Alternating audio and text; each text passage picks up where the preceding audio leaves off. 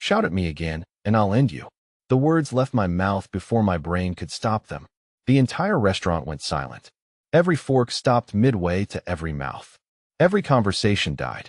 And the man sitting in front of me, the man whose dark eyes had been burning holes through every server in this place for the past 2 hours, just stared at me.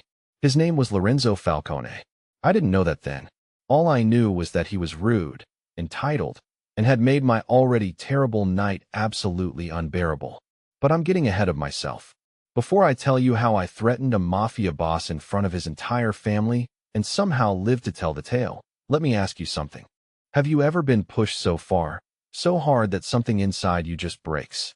Not in a sad way, but in a way that makes you realize you've got nothing left to lose.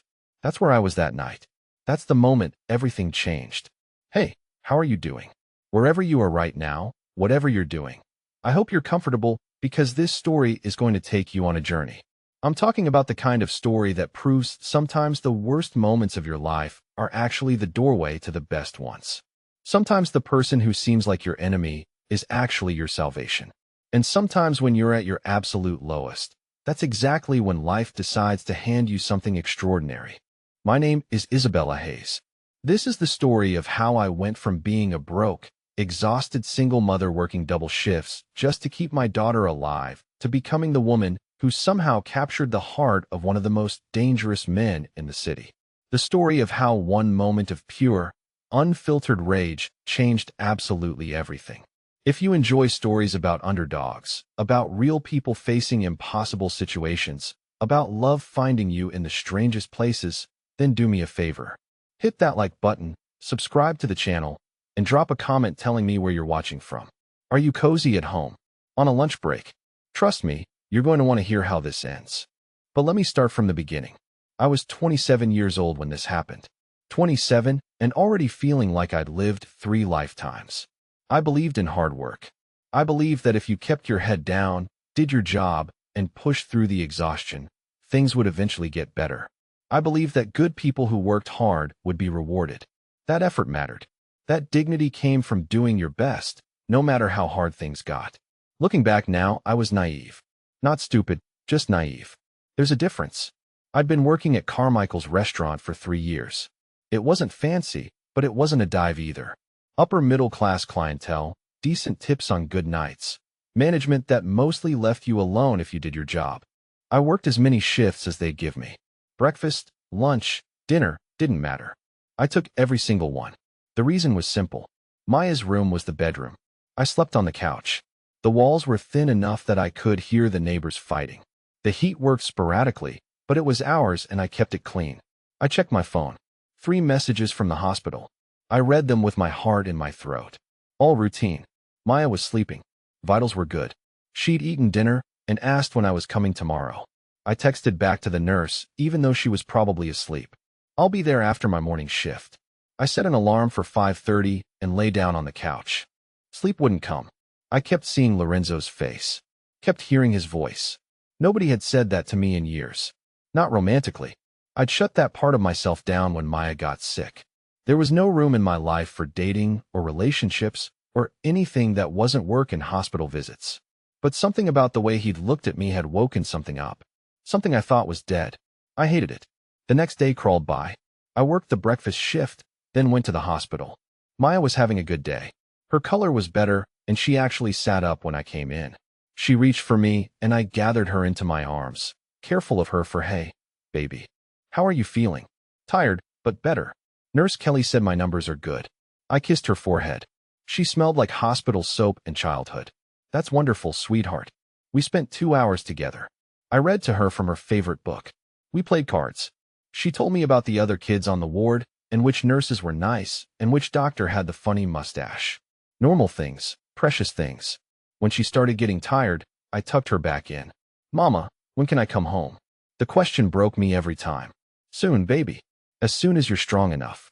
I miss our apartment. I miss my room. I know. I miss you too much." She fell asleep holding my hand. I stayed until visiting hours were over, then took the bus back across town for my evening shift. The business card was still in my purse. I transferred it without thinking about it. At 7:45, Marcus found me in the break room. "There's a man outside asking for you," he said. Says he's your driver. Black suit. Fancy car. Says Mr. Falcon sent him to pick you up. I walked to the front of the restaurant and looked out the window. Sure enough, there was a sleek black car parked outside. A man in a dark suit stood beside it, waiting. I didn't say I was going, I muttered. Apparently, he assumed you would, Marcus said. Isabella, you can say no, but think carefully about it. I thought about Maya, about the bills stacked on my kitchen counter, about the notice from the hospital, about my overdue balance, about how tired I was all the time, every day. I thought about Lorenzo's smile and the way he looked at me like I mattered. I need to change. I heard myself say. Marcus grinned. Go. I'll cover your section. I had an emergency outfit in my locker, a simple black dress I kept for funerals or the occasional event. I wrote it down. I dealt with rude customers before. You smile. You nod. You get through it. I brought the drinks. He took a scotch without a word of thanks. When I asked if they were ready to order, he waved me away like I was a fly. 15 minutes later, he snapped his fingers at me. Actually snapped them. He walked over. Yes, sir. We're ready now. I took their orders. Lorenzo changed his mind 3 times, finally settling on the ribeye, medium rare, with a side of arrogant condescension. When I brought the food, that's when things started going wrong. I set his plate in front of him. Ribeye, medium rare, exactly as ordered. He cut into it, took one look, and pushed the plate away. I ordered medium. My stomach dropped. Sir, I have it written here as medium rare. I said medium. Take it back. I looked at the steak. It was perfect medium rare. Pink center, warm throughout. Exactly what he'd ordered. But arguing with customers was a firing offense. Of course, sir. I'll have them make you a new one. My manager, Marcus, had to come over and apologize. I could see the frustration in his eyes, but he smiled and promised to make it right. The kitchen staff gave me looks when I brought it back. They knew. They always knew. The new steak came out. Medium. Lorenzo cut into it and ate without comment. No apology for the mistake. No acknowledgement that I'd been right. When his family ordered dessert, I brought it promptly. He didn't say thank you. Not once. The entire meal. I was tired. So tired. My phone had buzzed twice with messages from the hospital. Just routine updates, but every buzz made my heart jump. I was thinking about Maya, about her pale face, about how I needed to pick up her prescription tomorrow and wasn't sure if my card would go through. That's when he called me over again. He didn't even use my name, though. I was wearing a name tag. Bring me an espresso and make sure it's actually hot this time. Like I'd messed something up before. I hadn't. Right away, sir. I said, voice tight. I put the order in. The espresso machine was running slow. It took an extra 2 minutes. I was walking toward his table, cup in hand, when he shouted across the restaurant. Sometime today would be nice. People turned. My coworkers looked over.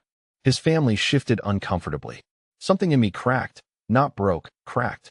I reached the table, set down the espresso with a hand that was starting to shake. Not from fear, from rage. Will there be anything else? I asked. He didn't look up.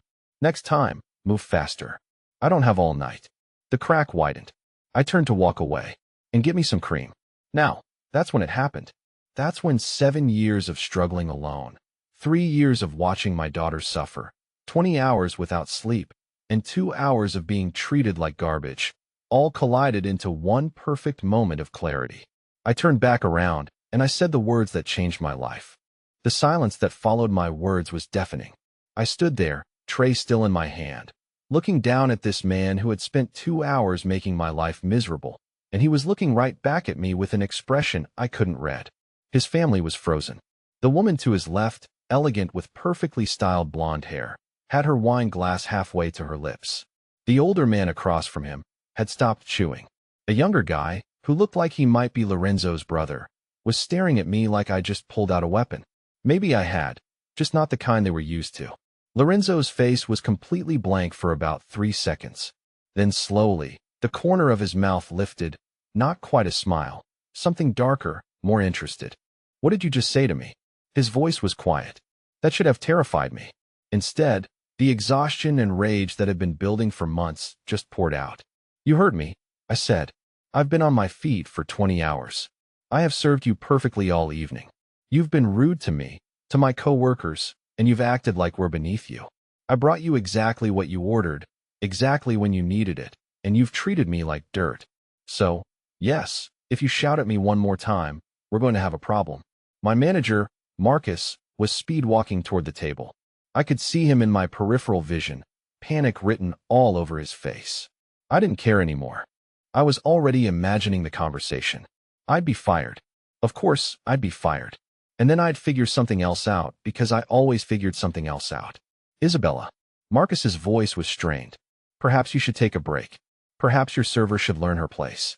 Victoria said, setting down her wine glass with a sharp click. Perhaps you should all learn some basic human decency. I shot back. Antonio, who looked like Lorenzo's brother, actually laughed, then tried to cover it with a cough when Lorenzo glanced at him. Lorenzo stood up. He was tall, over 6 feet. I was 5 feet 5 inches on a good day. He looked down at me, and I looked right back up at him. What's your name? He asked. It's on my name tag. I want to hear you say it. He nodded slowly. Then he reached into his jacket pocket. I watched Marcus tense beside me, but Lorenzo just pulled out a wallet. He took out what looked like several hundred bills and placed them on the table. For the meal and the entertainment, he said. Then he looked at me again. You're either very brave or very stupid. It contained a professional-look contract, a business card for an HR director, and a small folded pamphlet detailing the expansive medical benefits plan. It was all real. Why me? I asked, my voice barely a whisper. You could hire an MBA for this. Why the waitress who insulted you? He smiled the soft, genuine smile again. It was a dangerous form of attraction under pressure. Because I need someone who isn't afraid to shout. I need someone who is so dedicated to what she loves that she will end the world for it. My restaurants are full of people who are too scared to tell me the truth. You, Isabella, you told me I was rude and that I should learn some decency. You don't know how valuable that is to me. He raised his glass slightly. You forced your way into my world. Now, let me show you what my world can do for you. I looked at the contract. I looked at the menu prices. I looked at the dark, powerful man across from me. Every action I took led to compounding problems. But this single choice was the only one that offered immediate total safety for Maya. I picked up the pen the waiter had left on the table. The decision was made the moment he mentioned Maya's debt.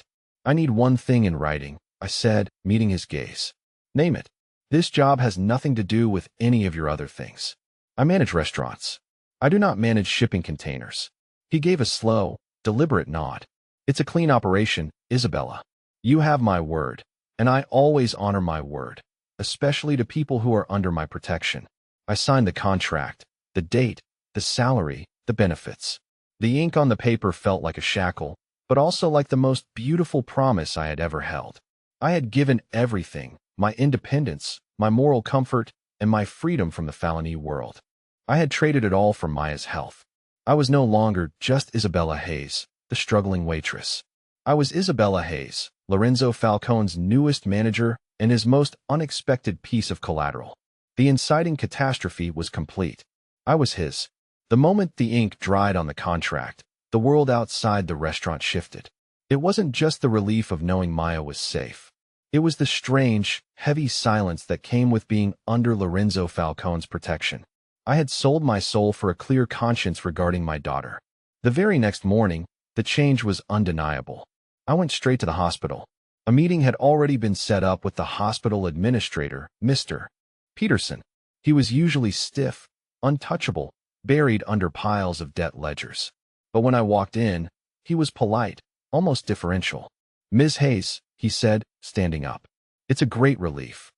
The full outstanding balance, including all projected copays for the next 6 months of Maya's treatment, has been settled by Felony Enterprises. We are now working directly with their benefits coordinator. Please accept my sincere apologies for any distress the previous invoicing may have caused. He apologized to me. Lorenzo was charming that night. He didn't talk business.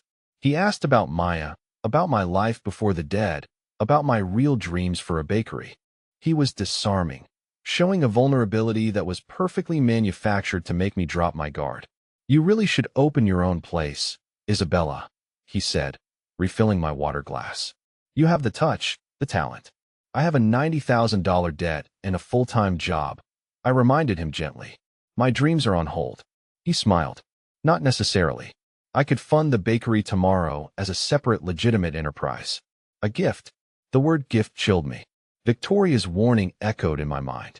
I don't need gifts, Lorenzo. I need a clean slate, and you have it. You've earned it. He leaned across the table. His dark eyes were warm, focused only on me. This was the moment of complete vulnerability exchange. I know this is complicated, Isabella, he said, his voice dropping low. I know how this started, but you should know I didn't fund your healthcare just to own you. I funded it because you were the first person who ever challenged me without wanting anything.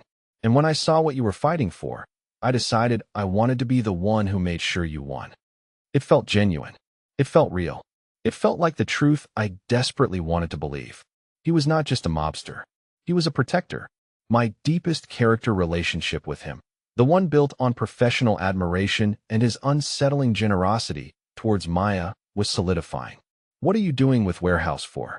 I asked, throwing the question out like a grenade. I had to know. The Glenmorangie whiskey was still haunting my inventory spreadsheets. He didn't flinch. I told you that's external logistics. I need to know the entire story, Lorenzo. I have risked everything for this job. I need to know that what I'm running is clean and that I'm not enabling something illegal. He paused a long, heavy silence. He put his knife and fork down slowly. It's complicated, Isabella, but I will tell you this. I am not just a restaurant owner. I am in the shipping business, the import business, and yes, the security business. I cut corners where I have to, but I am not dealing drugs, and I am not killing children. My business is protecting my family's legacy. It's just aggressive. And Warehouse 4, it's a holding facility. Nothing illegal runs through the restaurants. You have my word. I searched his face. His eyes were clear. I wanted to believe him. I needed to believe him. Dinner ended on that note of unresolved tension, leaving me with a fragile sense of security. I went home feeling dangerously close to trusting him. The next morning, everything shattered. I went to the Tradera early to check the morning receipts. I was sitting at a computer in the small glass-walled manager's office near the kitchen reviewing labor costs. I was alone, or so I thought. I wasn't a successful underdog rising. I was the unknowing accomplice. Felix finished his call, slamming the phone down. He sighed heavily and started walking toward the manager's office, presumably to get something. I had seconds. I quickly opened the payroll spreadsheet, scrolling down to the highest paid employees. I typed in Valeni. Nothing. I typed in Falcone. Then I typed in Victoria. The name popped up. Victoria Falcone. Title, legal consultant. Salary, $400,000 a year. But the exposition of unexpected links didn't end there. Next to her salary was a small note in brackets. Primary contact for Venture Holdings Group, LLC. The facade completely crumbled. Victoria, the cold woman who warned me, was the primary contact for the entity that owned my debt. It confirmed the terrifying link between my debt, my job, and Lorenzo's empire. It showed Victoria had been tracking me from the start. Felix stepped into the office. I was staring blankly at the spreadsheet. "Hayes," he said jumpy. "Good morning. Just getting the books." "Felix," I interrupted, keeping my voice level despite the roaring in my ears. "Who is the owner of Warehouse 4? He paused instantly. His eyes darted around the room. "I am the regional manager. I need to know where I am transferring my excess inventory." "Felix, who owns the warehouse?" He started stuttering. "I can't tell you that." "Falcone. Does Mr. Falcone own the warehouse, Felix?" "Yes or no?" His silence was the answer. I closed the laptop gently. The deepest character relationship was shattered. The admiration, the protection, the genuine care for Maya. It was all conditional on my ignorance. It was a carefully constructed lie designed to secure the most effective cover for his financial crimes. I had to get out. I had to strip myself of his support system. I couldn't risk Maya's well-being being tied to this level of illegality. But how? I was still bound by the contract, and every cent I had was tied into his promise of security. I walked out of the office and straight to the bank. I didn't care about the risk. I needed proof, something outside his electronic reach. I requested my full personal banking history for the last 2 months. When the teller handed me the printed statement, I focused only on the initial $4,000 deposit. It had come from Venture Holdings Group, LLC. Below that, I saw the payment from Falcon Enterprises, my first salary deposit. And below that, something unexpected. A large transfer labeled only as medical reimbursement. It was $60,000. It had gone directly to St. Jude's Hospital. I knew about the $4,000. I knew about the salary, but I didn't know about the $60,000. He had paid off the entire historical debt, not just the copays and immediate needs. He didn't just give me a clean slate. He wiped the board. The devastation hit me. He had used my desperation to secure my complicity, but he had also done the one thing I couldn't do myself. He had saved Maya completely. I was trapped by a lie. It contained all my original bakery plans, my perfected sourdough starter recipe, the secrets of my past. It was meaningless yet precious. That night, I drove to the hospital. I couldn't risk taking Maya back to the apartment, which was now legally Lorenzo's. I sat in the visitor's lounge watching the monitors, feeling utterly hopeless. I had one final desperate option, leave the city, but even that was impossible. Lorenzo knew my daughter's location. He controlled her care. He had built the cage with my daughter's life as the centerpiece. I had reached rock bottom. My complete devastation was complete. I was a criminal in debt, homeless, blacklisted, and tied by my daughter's illness to the very man who had engineered my collapse. I was no longer a victim. I was a hostage. I spent the night in the hospital visitor lounge. The exhaustion had passed, replaced by a cold, frightening clarity. I was homeless, blacklisted, and tied by an invisible chain to a crime boss who held the deed to my life in the form of Maya's medical security. I couldn't run, and I couldn't fight him conventionally. The sun came up, casting long pale shadows across the vinyl floor. I had to make a choice. The choice, stay broken and accept the narrative that Lorenzo had imposed on me, that I was a grateful recipient of his dark charity, a failure who needed his protection, or fight back and rewrite the entire story. Accepting his terms meant Maya was safe, but I was a prisoner, forever obligated to the money that bought her health. Fighting back meant risking the $60,000, risking Maya's care, and risking everything, but retaining my moral integrity and my freedom. I chose to fight, not in the courts, which he controlled, and not with the police, who would seize Maya's funds. I would fight him where he was weakest, in his own organization. He thought he owned me because he owned my desperation. He was wrong.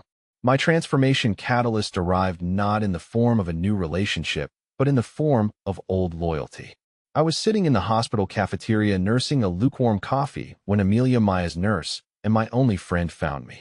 She sat down, her face drawn with worry. "Marcus called me Isabella," she said quietly. "He told me you quit, and then the Falcon Company sent a legal notice to your apartment. He said they took the house. Is it true?" I looked at the coffee, then at my friend. I couldn't lie to her, but I couldn't tell her the whole truth. "It's true," I admitted. "I left the job. It was too close to illegal operations. And yes, they used a predatory loan agreement to seize the apartment. Lorenzo Falcone did this. He owns me." Amelia gripped my hand. "That monster. After everything you did for him. He did it because he knew I had nothing left to lose. He thought he cornered me." Amelia was furious, but she was also a problem solver. "Okay, you can stay with me. My spare room is empty. But Isabella, you need money and you need a lawyer. Even a cheap one." He thought that desperation was leverage. He was right about the desperation, but he was wrong about the compromise. I didn't become a criminal. I became a better strategist. I learned that the universe doesn't hand out justice, but it does reward effort. And sometimes the best revenge is simply building a life so completely clean and successful that the darkness cannot touch it. Maya is home now. We finally went to the beach. We spent 2 weeks watching the waves, building sandcastles, and eating bad takeout. It was the most beautiful, normal thing I'd ever experienced. Direct audience address. So, that's the story of how I threatened a mafia boss and accidentally ended up building my own empire. It's a story about realizing that sometimes the biggest obstacles in your life are actually disguises for your greatest opportunities.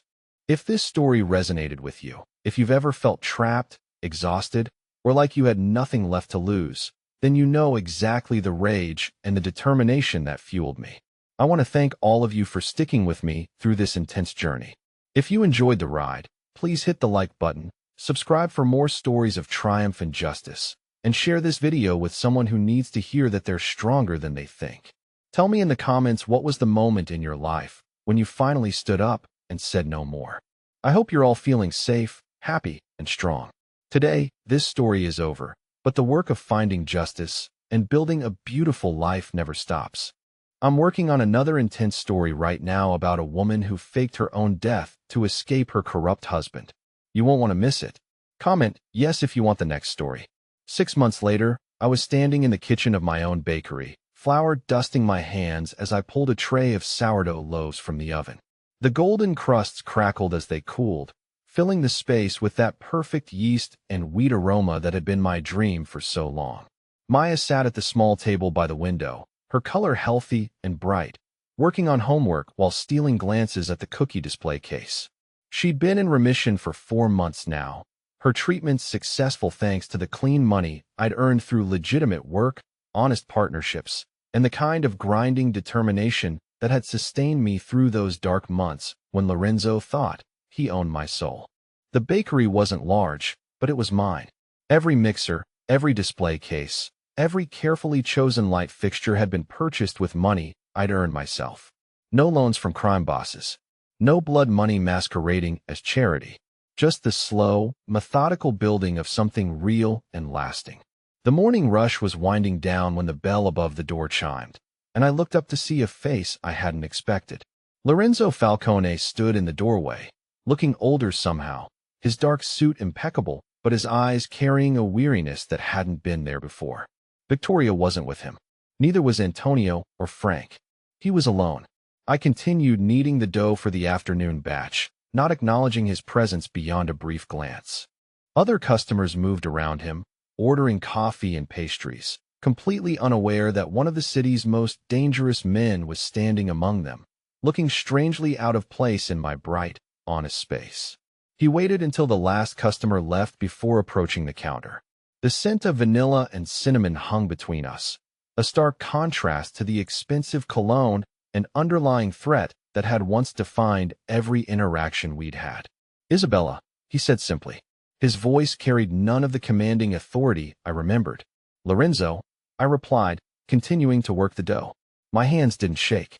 I'd learned to steady them through months of practice, months of rebuilding not just my business, but my entire sense of self. "What can I get you?" "Coffee and one of those." He gestured toward the display case where my signature almond croissants sat golden and perfect. I served him without ceremony, the same professional politeness I showed every customer. He took a seat at the small table near the back, the one with the wobbly leg that I'd been meaning to fix. Maya glanced up from her homework, curious but not concerned.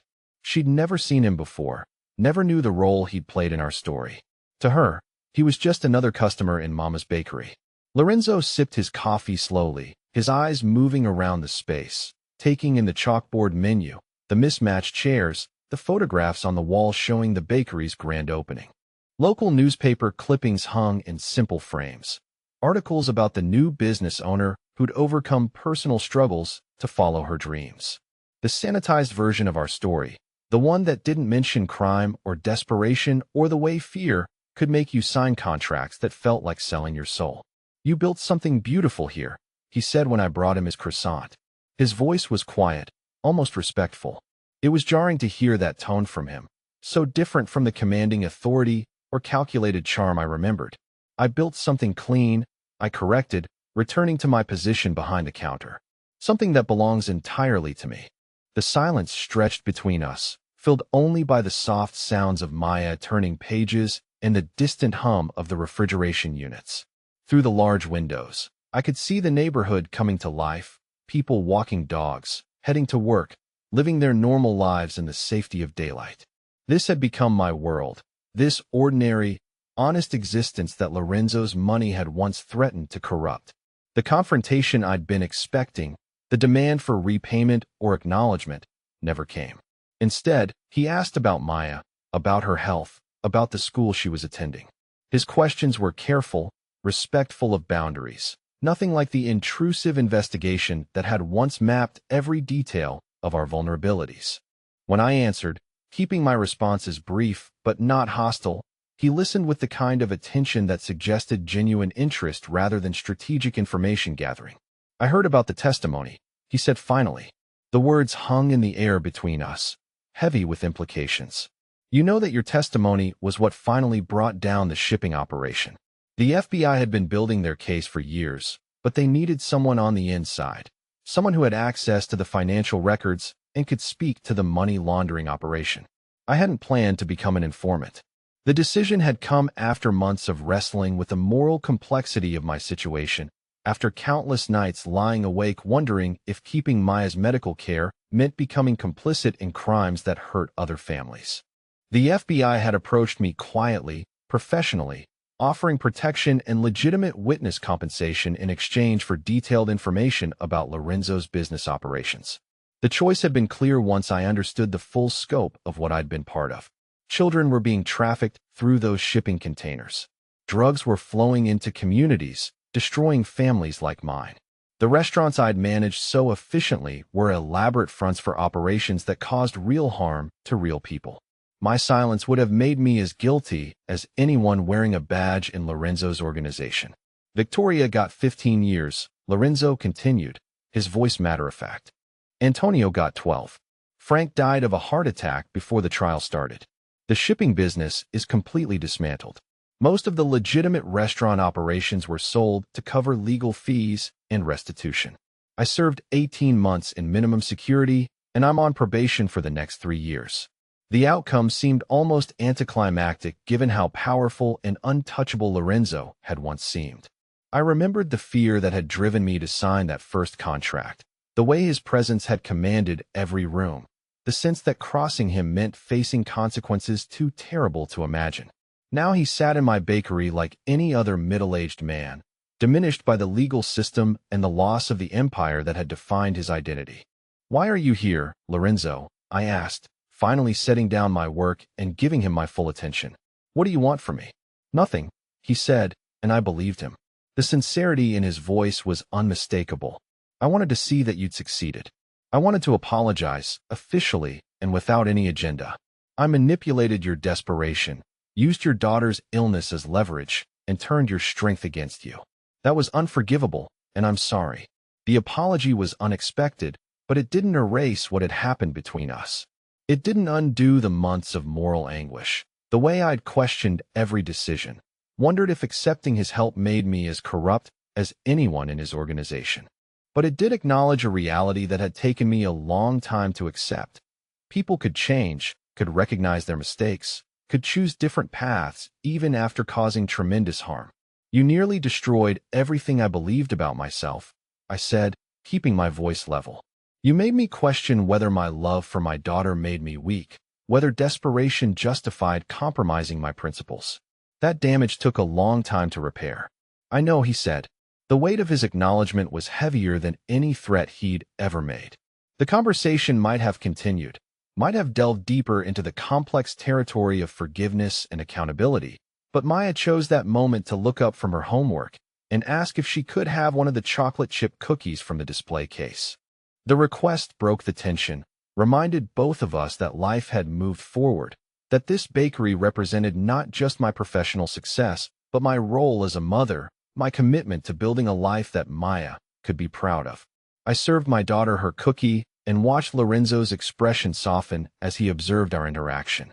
There was no calculation in his gaze, no assessment of weakness or leverage, just the recognition of a parent's love, the kind of ordinary moment that had been so rare in his previous life of constant strategic thinking and threat assessment.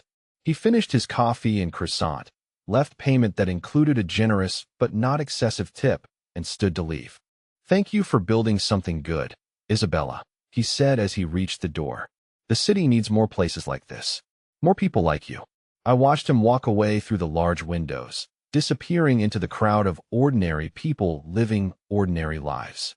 Maya asked who he was, and I told her simply that he was someone from my old job, someone who used to be important but wasn't anymore. The rest of the day proceeded normally.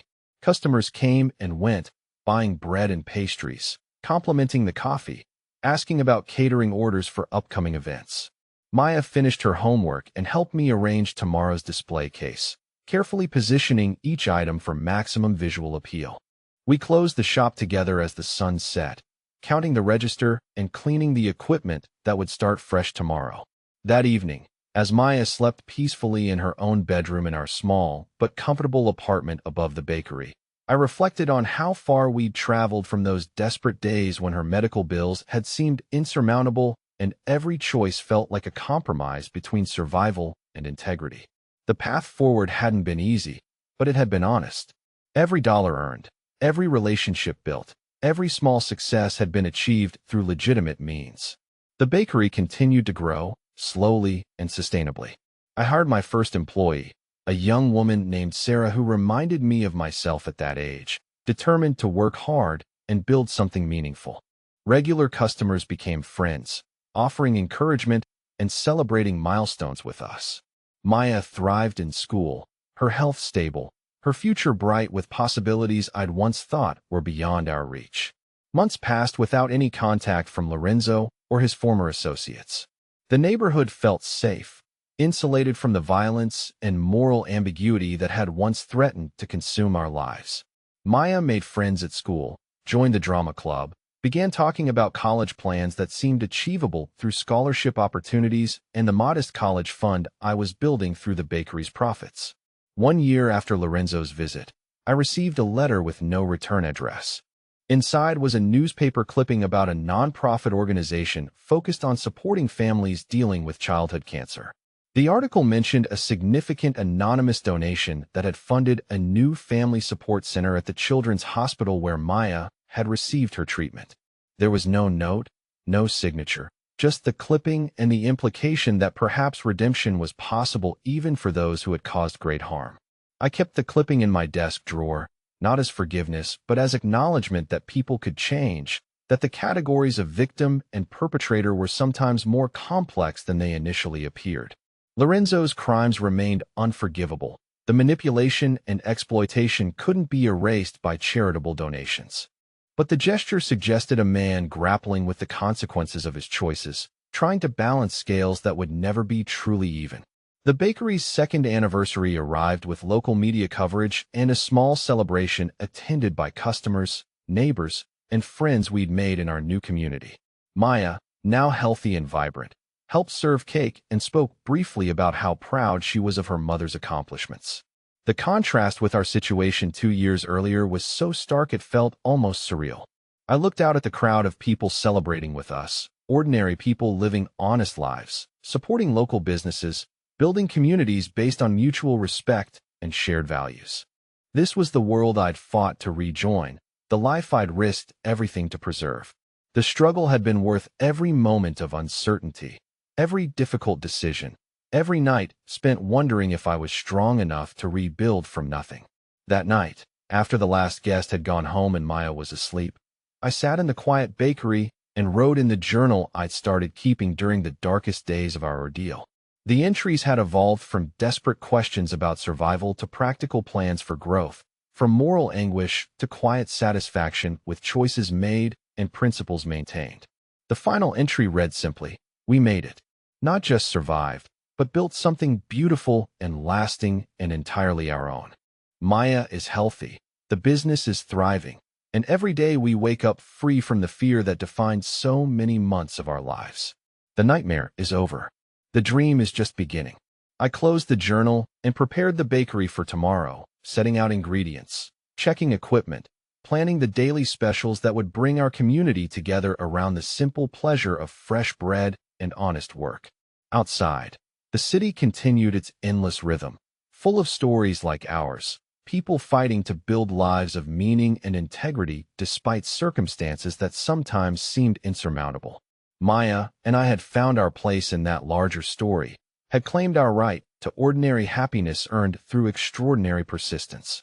The future stretched ahead of us, bright with possibilities that belonged entirely to us, purchased not with blood money or moral compromise, but with the kind of courage that comes from loving someone more than you fear the consequences of doing what's right.